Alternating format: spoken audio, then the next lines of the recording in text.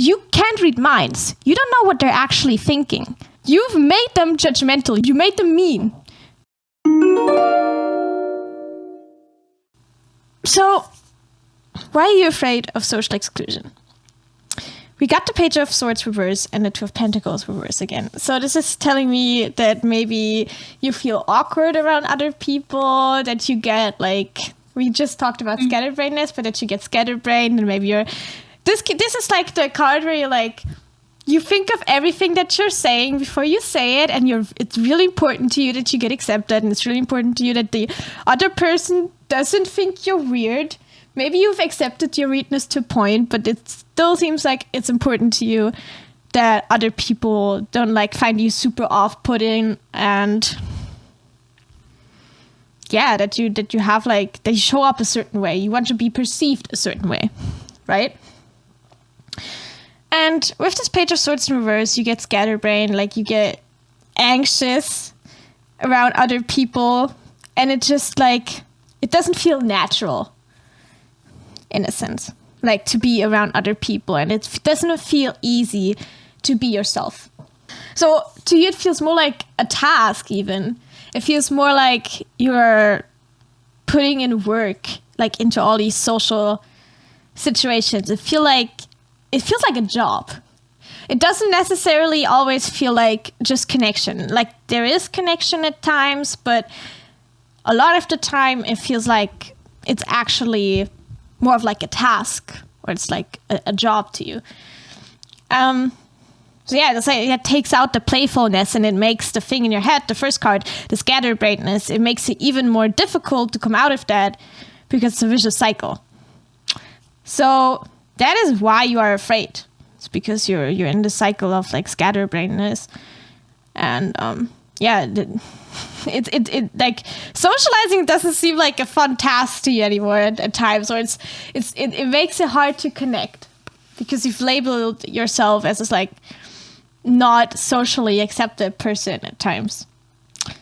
All right, this is the fear. This is why you are afraid.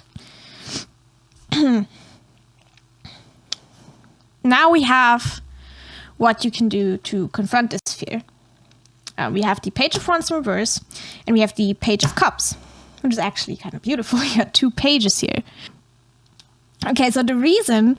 Okay, I just talked about that's kind of become like a little bit mundane for you, that it doesn't feel like a fun thing to socialize anymore at times.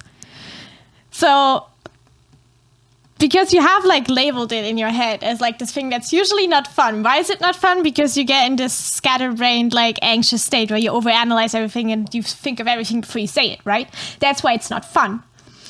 And the thing with that is you can actually counteract this by being truly yourself, and by not putting these barricades in the place that you've put into place in your head that you think are right?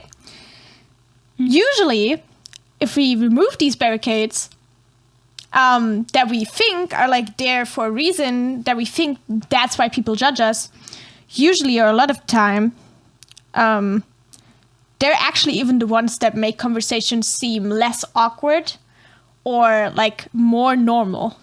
So you've made it into something so mundane in your head. You made it into something that's like so unexciting. It's only unexciting because you're not actually sharing yourself with these, like you're not actually expressing yourself with these people. You're actually just, putting this fake version out there. You've built this person that is not even really there. And then it feels like a job. And it feels boring to you. Like this card is literally like, if this is your card in social situations, this card would literally be like boredom, laziness. Like it would be like, why do I have to talk to these people again? Why do I have to go out there and talk to these people? I don't want to talk to these people. I don't give a shit about these people. You don't have to. You don't have to. And that's the problem, that you think that you have to actually creates these issues.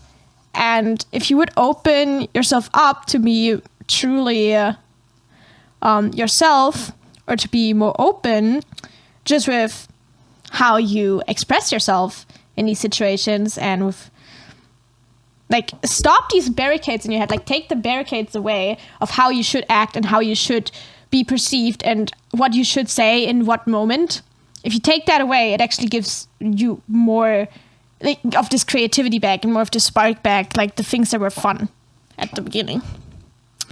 So now that we know how you can confront it, like by putting away these barricades and like drawing out your actual self, like showing up as your actual self, that's the way to confront it. And how you can release it. We got the Six of Pentacles and we got the Queen of Cups reverse.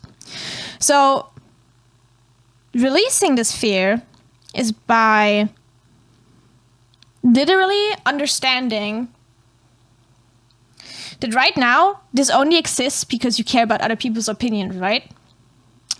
But you've left out one really important part in that belief, which is that it's not always equal give and take with people, and that no matter how you will act around a person, it does not matter how nice you are, it does not matter if you have the greatest clothes, if you have the whatever, it doesn't matter. You could be Ben Shapiro. Ben Shapiro.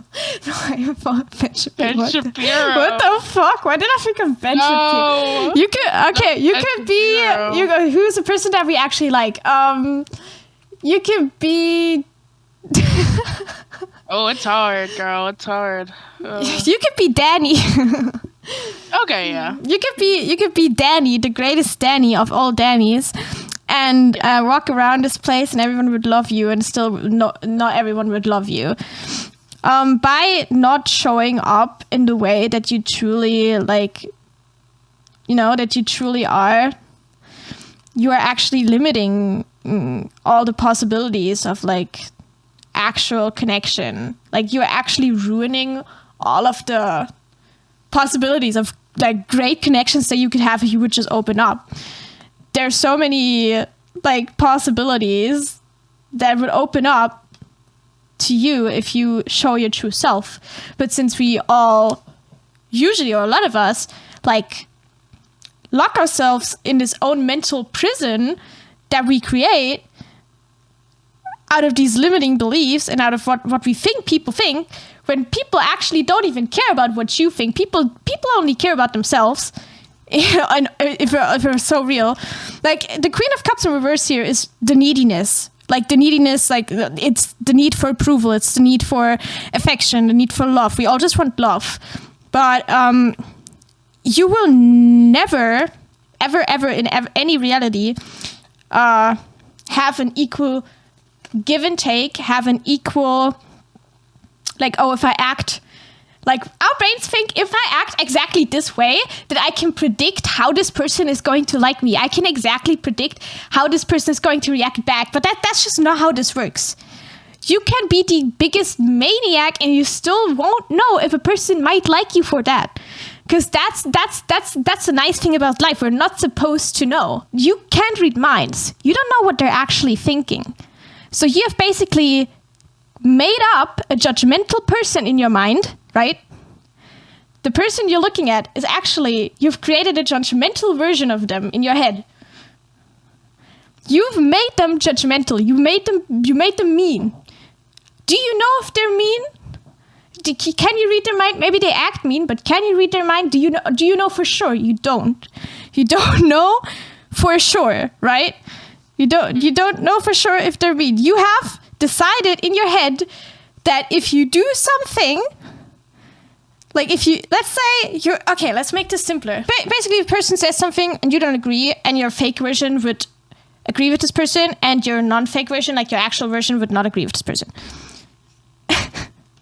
So you say something that you think the person will judge you for, like, you just think that this person will judge you for it. You just made that version up in your head. You don't actually know if that person will judge you for it. Like reality is not like black and white. Like it's not black and white. It's Schrodinger's cat, right? You don't know what's going on in that person's head, but you have decided. Your brain has decided. Oh, this person, if I say this thing, this person is going to think this in their head. That's actually like a little bit. If you think about it, why we humans think like that? That we think we're gods. Why would we think like that, right? It's like, why do we give ourselves this much power to think we actually know what that person is thinking? And let's say this person is actually mean. Like, you know for sure that this person is mean because after you say that thing, they judge you. Like, they say something to you or they insult you. Does that really, if you really think about it, does that opinion matter to you then? Do you think that opinion should matter to you? No. So why not just go out and just be this, right? And not this. And stop giving a fuck because nothing makes sense. We're all just on a... Carol, it's hard though. It's hard. I'm trying to get them.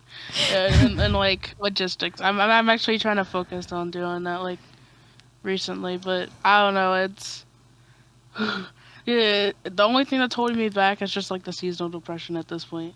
What do you think is holding you back the most? It's literally just my fucking don't want to do it right now. It's literally the deficit, whatever. What was the definition that you used? Where it's like you don't like you need to do it and you can't do it. Executive dysfunction?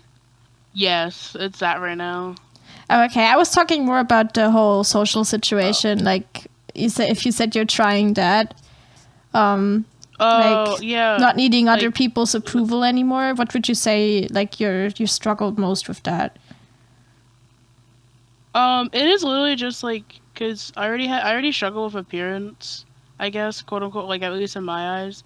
I struggle with appearance, so I need a makeup and personality because I end up shocking a lot of people based off of my personality because my personality is actually enjoyable. But my appearance just doesn't match. Like I feel like my appearance doesn't match my my appearance. That's what it is. So, what you're actually saying is that you don't think your appearance matches the rest of your body, so therefore other people probably don't think that it does, and therefore you modify your character to try and match it more so other people are more comfortable with how that... Essentially. But like, I'm actually trying to stop that. I'm trying to stop that. Like, but then... Yeah, then are you not kind of also making it more difficult? Like, that's again, you're making other people more comfortable, but you're making yourself more uncomfortable, and by making yourself more uncomfortable in the long run, you actually have created less connections, again, like less real connection than if you would have just, Yeah. I recognize it. Yeah. I recognize the cycle. It's actually a good thing because it like filters out all of the people that you wouldn't want in your circle anyways. It's kind of like, oh well, you completely misjudged me, but you just sorted yourself out, right? Thank you.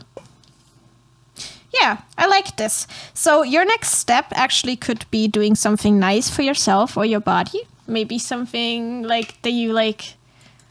Ooh. You said that, your appearance is really important to you. So maybe do something that is only you would do. Maybe other people would think it's a bit crazy looking. Maybe other people would think, okay, maybe that's, maybe I don't know about this person when I look at this, right? Maybe do something that you like that maybe even has to do with your appearance. Maybe you get yourself some crazy ass nails or something like that. Something that only you like that you can truly express yourself with. And then the other thing is, what you can replace this fear with is obviously working on your emotional security. Not relying on other people's emotions as much. And relying on your own appreciation and your own approval, because that's really the only thing that you're going to have for the rest of your life anyways. People are going to come and go, but that's the one thing that's definitely going to stay. So... Okay. Thank you.